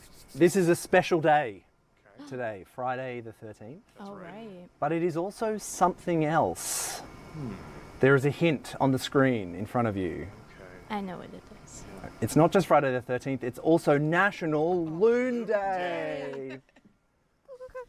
Love I it. can't do Yes. a loon call. With Loons Paul are so... shirts. Celebrating Minnesota's iconic bird and, America's iconic bird. It's not just here in Minnesota. But my question to you is, including this year, how many years have we celebrated National Loon Day here in the United States? Okay, I'm going to bring you up your options. They are... Oh, God. Your options are, we've celebrated it for 10 years, we've celebrated it for 13 years, or we've celebrated it for 25. I don't know. I don't know this. Well- Again, this is a vibe answer. Today is Friday the 13th, so Same. I'm just going to go with that. I'm Same. just going to go with 13. Same. I I'm went going with with that. A. Oh, boy. All right. Uh-oh. This is essentially for the win Well, for Grace yeah, 'cause here. either way I lose. Or, yeah, Tie. This one is of for us a are win. gonna win. Yes. Unless it's C. Unless, Unless it's C. True. Or A. Well, I'm going to let you know that it isn't C. Okay. Okay. It all comes down. I Is this feel the like last I'm wait, on. Is this the last question? This is the final question. We're going Okay, to do all right, 5 in so- Headline Hustle. All right. So if Okay. it's if it's B, I get my Come first on, win. A. Come on, A. Let's see. Oh! I knew it. That's why I got attention I'm on the today. board. I'm on the board, baby. Let's go. The Overall, first win. I am still winning, though. You are still winning. You are still winning. And now I'm 2 behind. You're Or a whole point behind. Yes, right? the overall standings. We got Grace at 2. I got 1.5. Yep. Lori's at a half I point. don't like that since I'm a news producer. Lauren and Drago's at 0, so you're better than Lauren at least. We love Lauren though. We do love Lauren. Okay. She's only had one attempt, though, to be fair. That's in true. her That's defense. true. That's That's true. true. But But yeah, if I Friday would've the gone with my 13th. gut on Saudi Arabia, I would have been right there with you. Yes. And I dropped the 13th in there as a little bit of a subtle clue that Oh. maybe it was Yes. 13. But then maybe Grace thought I was double tricking her. Yeah, that's Which what I famous thought. You are tricky. Which famous person uses 13 for everything? Do you know? Famous I person know. used 13. I know the answer to this. Is it a musician or Yes. it's a Yeah. musician? It is. I don't know Like, this one. it's We talked about everywhere. her this morning. We talk Nicki Minaj or is it Nicki Minaj? Is it Cardi B? No, the other one. Lady Gaga? No, the other Rihanna? one. No. Who? We were playing celebrity. Who is just- the most massive Blonde singer? Oh, Nashville. Taylor Girl. Swift. Taylor Swift. To Taylor give Swift. context, But to does it- I thought give it was- context, Laurie. Isn't hers? She was 19. Isn't that her song? No, I thought it was 13 19 was her number. 13 is her self-declared 19's lucky not her number. I think we have to wrap Anyway, up. we need to wrap up. But what we need How to does do that song before go? we wrap up, Isn't it she Adam, was- shush. Wears short Oh, I skirts. thought it was she was 19. If you're gonna go with, I don't know about you, but Yeah. I'm feeling, Feeling 22. 22. Yeah. This is just She completely. was born on fallen December apart. 13th. Grace, pull them back together in there. All right. We need to talk about. We need to Enough talk about said. the most exciting thing that's happening today, and it's Happy Enough It is an Said exciting Day. episode. Wild day here at Fox 9. Yes. Yes. What is coming up on Enough Said? So we've only done this once before. We had Yeah. Craig Kilborn co-host Enough Yeah. Said with Dan Barrero and Justin Gard, and I just thought it would be cool to have Bill Guerin, the general manager of the Wild, who just came. Let's go. Also the general manager of the U.S. men's hockey team, who just won Olympic Yes. gold. I think he's watched the show before. I sent him some clips. I thought it'd be really fun of having him as a guest and actually taking part in the talkers too. Yeah. So we're going to spend some time talking about the current state of the Wild, the Olympics, all his blockbuster trades that he's recently made, and then also what's going on with the Vikings with Kyler Murray, Yeah. getting him as a quarterback. Yes. And then it sounds like Bill's excited to talk about St. Patrick's Day. I'm And guess what? amazing. He's from Boston, Amazing. What? the number one place to celebrate. Absolutely. And guess what? The Wild are going to be in Chicago on St. Patrick's Day. Oh. My question to him, are you going to go see the Chicago River all green? I'm going to say it's probably the number one place outside of Ireland to celebrate St. Patrick's Day. Chicago definitely goes hard, and that's going to be a raucous atmosphere at the United Center against the Wild. Those fans will be nice and toasty by the time that puck drops that night on St. Patrick's Day. I know. Are so- you going to make it to the game? Yeah. Well, I don't know if we're going to make it to the game. Grace is going to be out on the streets of St. Paul potentially on St. Patrick's Day. Hopefully, I'm excited. I got to Yes. get a green outfit. Yes. Yeah. Maybe you can borrow from Lori there. Oh, yeah, I can, because I only wear my stuff one time. So I think you can have it. Great. We'll have more to come from the afternoon shift right after this.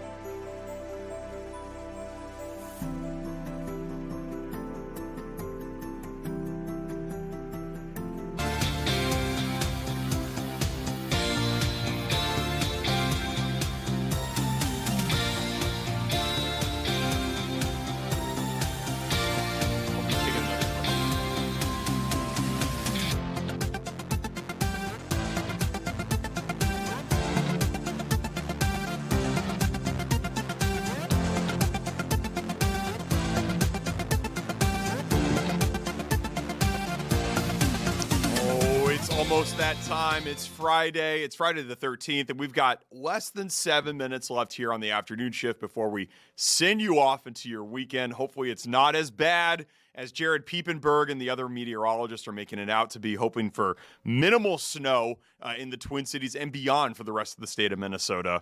But I'm excited for the weekend. Paul, what are you getting up to this weekend? Well, are you celebrating the fact that you took out Headline Hustle for the first time ever? Yeah, of course I've been celebrating ever since that moment happened right there. It's just been gratifying and glorifying. Everything that I ever wanted and more. It went right up on my LinkedIn and my resume. I'm a Headline Hustle champion, and nobody can ever take that away from me. Not a former champ. That's right. Play the music. Not a former champion. Just a champion. Just a champion. I have a locker room I have a locker in the champion's locker room forever. Like I'm golden. I got the jacket. I got everything. And I feel like I need to give some context about how you kept getting every single musician wrong during that segment, and no one quite explained it. I tried to jump in a couple of times, but. For context for everyone at home, we were actually playing Celebrity Heads earlier in the day. We were trialing a new segment that we're trying to do. We're sort of auditioning an idea that we're trying to work around that we can do. And we were playing Celebrity Heads, and hence why Adam was really confused, because we did actually talk about Nicki Minaj, Cardi B, Rihanna, Lady Gaga in the lead up to coming in to record Headline Hustle today. Yeah. So it wasn't like you were completely swinging out of... We had mentioned all those people earlier today. Yeah, and I don't really listen to pop music or any sort of current music, so I know individual songs here and there, but I can't say I know the discography or catalogs of any of these artists. So yeah, can vouch for that. Having played Celebrity Heads with Adam, can vouch that he can't speak to the discography of any of them. Now, if we want to talk about the Beach Boys and Steely Dan, now we can talk. But Nicki Minaj and Taylor Swift, I just can't do it. So. Now, the other thing that I know that isn't probably in your knowledge wheelhouse is loon facts. Do you know what do you know about a loon? I know nothing. I've never seen a loon knowingly in my life. So not knowingly. You haven't been to any lakes in the time that you've been here in Minnesota, though, have you? I've been to Lake Harriet. So have you been out on the water there? No. No. So loons will only land on lakes. I believe that they don't even land in rivers. I think it is specifically lakes. Okay. I think that's correct. If I'm incorrect, please someone let me know. But I just thought I'd pull up some interesting facts before we go to the weekend. They can dive up to 250 feet. That's an impressive amount of depth, don't you think? That's a lot. Yeah. These are very impressive creatures. I just can't say I've knowingly ever seen one before. So. And they're famous for, and I don't know if you've seen the imagery of it, they're famous for carrying their young on their backs. That's right. Yeah, I think that's the... Very good parents. Yeah, I think that's the logo of the Minnesota United FC. I think they got the loon carrying the... Yeah. So I've seen that before. Yeah. The other thing that they do, they actually eat rocks. So they eat rocks. Yeah, so they eat rocks, and then the rocks inside their stomach tumble around, and that helps with the digestion process. It's a really ancient form of digestion that other animals do as well. And they think it goes as far back as dinosaurs, really, really, really ancient dinosaurs who would eat rocks to kind of help crush up food that was in there. Because molars, we take that for granted. Molars in jawbones haven't been around the entire time. Entire species went extinct because they didn't have molars. That's why they think Stegosaurus went extinct. There you go. Because it didn't have enough molars to chew all the rough food that was coming through at that time. Yeah. I certainly did not know that. I would have never even thought that about molars even for a second. So. And obviously, it's not just America that tries to claim the loon. Canada, they have on their dollar coin a loon, and that's why they call dollar coins loonies. And that's a good reminder of promotion after the Fox 9 news programming. USA versus Canada in the World Baseball Classic will be tonight at 7 o'clock right here on Fox 9. Who's your money on? Well, you cannot bet in the state of Minnesota, as we learned this week with Representative Nolan West. It's true. But if I were to bet, you know what? I don't want to answer this question because these are very difficult because these lines are skewed because they know American dollars are going to naturally come in on Team USA. So there probably is a lot of value in betting on Team Canada. These games are kind of weird because they're not series. It's just one game. And in baseball, more than any other sport, anything can happen. The worst team in Major League Baseball can beat the Dodgers on any given day. And so, it's like, I don't know. Like, USA is better than Canada at every position, and they have advantages in every position. But Canada could just be streaky hot tonight, and beat Team USA. Team USA lost to Italy. They have no business losing to Italy, but they could lose to Canada. So I don't know. It'll be interesting tonight. Should be a fun atmosphere down in Houston. I will be watching. I want to know how many people are going to be on the same. Is it a field? Would we call it a field? A diamond. Baseball Yeah, field, diamond. Yes. How many players would have played in the game between the Blue Jays and the Dodgers? Is there going to be some overlap on that? There weren't a whole lot of Canadians on the Blue Jays, actually. So, yeah, it's a little. They play for Canada's team, but there weren't a whole lot of Canadian players that were on there. I don't even know. I think they may have only had one. One Canadian. It's the Toronto Blue Jays, right? I think. Yes, the Toronto Blue Jays. I think they may have only had one, like, born in Canada. Some of them may be dual citizens. Like, I don't know, maybe Vlad Guerrero is playing for Team Canada. I don't think so. I would have heard it by now. I think he might be a dual citizen, but he's not from Canada. You know, it's a little convoluted with this World Baseball Classic about where people are from and where they're born. And, like, you know, Paul, you could play for Team USA if you really wanted to, Paul, but you would probably play for Team Australia because obviously that's something tells me they probably wouldn't want me on the team. Just putting it out there, I don't think they would. Speaking of people that we want on our teams, we've got Tim Blotz and Simone Woolridge at the desk, and they're going to be bringing you the news at exactly 5 o'clock. We have to go to break on the dot at 4:58. So, Adam, that is your 30-second wrap-up from now. Yes. It's been a good week with you, Paul and Grace and the entire afternoon shift team and everybody here at Fox 9. Thank you so much for your viewership and tuning in each and every day right here on the afternoon shift. We do the best that we can, and we hope we brighten up your day and inform you at the same time as well. Like Paul said, Tim Blotz and Simone are at the desk, ready to take you for the Fox 9 News at 5 o'clock. Until then, I'm Adam Lorenz. Everybody take care. Have a great weekend. Stay safe on Saturday night and Sunday. And the Fox 9 News at 5 o'clock starts right now.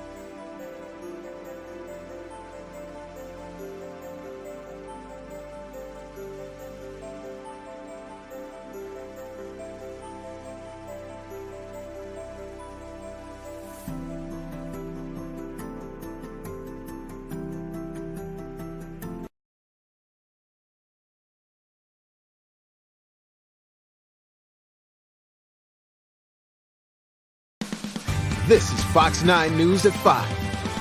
Well, hi there, everyone. Thanks so much for joining us here at 5 o'clock on the Fox Local app. My name is Tim Blotz. And I'm Simone Woolridge. Here's a look at some of the stories we are following here at 5. A grieving father's plea to lawmakers highlights a marathon day of gun debate at the Capitol. So Corin Hoggard is live with this emotional testimony tonight. And you probably felt them. Intense wind gusts just knocked out power to thousands of customers. And now many of us are getting ready for snow this weekend. So Mike Manzoni will tell tell us how MnDOT is preparing.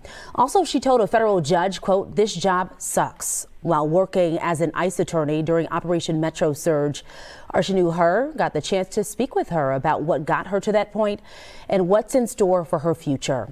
Plus, what the Vikings could look like this season after the big news yesterday, signing Kyler Murray. Yeah, but the elephant in the room is our weather and this storm that we can't even see yet. But, oh boy, it's coming. Meteorologist Sean McAday joins us now to give us the timeline. Yeah, it's going to be pretty much an all-weekend thing, starting tomorrow afternoon and evening, lasting all through Sunday. And by Monday morning, you're dealing with some snow in your front yard, at least for the southern 2/3 of the state. Everywhere in that purple, dark purple shade, it's a winter storm warning, and we'll talk about that in a second. That's what's coming our way right now from the Rocky Mountains. What we felt today is that strong air out of the northwest really blowing things around. As that subsides into tomorrow morning kind of feels all right. It's like, okay, is there really a storm coming? Yeah, here it comes. I'm going to time it out for you real quick because I know that's what you want to know at this instant. Tomorrow afternoon, there's not a whole lot. Just a couple of flakes maybe in the upper Minnesota River Valley. But then by the evening, the sun is setting. Here comes the snow for the Twin Cities and most of the I-94 corridor. And it just picks up through the night. Heaviest snow will be tomorrow night through early Sunday morning. We're talking snowfall rates of 1 inch or 2 per hour, maybe even more in some spots. That's very heavy. And the winds on the backside, of course, as they typically do, roar through Sunday. And we're going to be left with a lot of snow